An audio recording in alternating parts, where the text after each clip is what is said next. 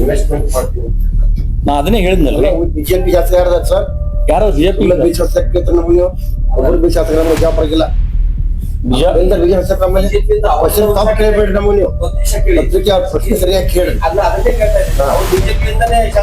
ಆಗಿರ್ಬೋದು ಉಚ್ಚಾಟನೆ ಮಾಡ್ಬಿಟ್ಟು ನಾವು ಈಗ ಪಕ್ಷ ಇಲ್ಲ ಅವ್ರಿಗೆ ಇಲ್ಲ ಬಿಜೆಪಿ ಶಾಸಕರೇ ಅಲ್ಲ ಇಲ್ಲ ಶಾಸಕ ಅಲ್ಲ ಸರ್. ಉಚ್ಚಾಟನೆ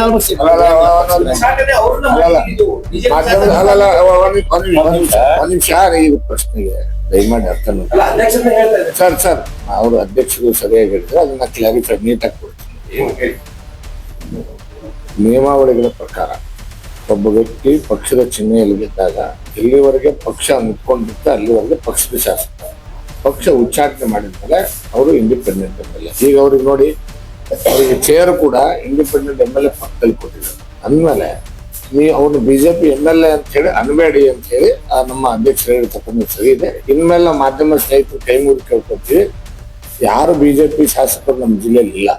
ಅದು ಒಂದು ಗ್ಯಾರಂಟಿ ಹೇಳ್ತೇನೆ, 2028 8 ವಿಧಾನಸಭಾ ಕ್ಷೇತ್ರದಲ್ಲಿ ಬಿಜೆಪಿ ಗೆಲ್ತೇವೆ, ಗೆದ್ದೇ ಗೆಲ್ತೇವೆ.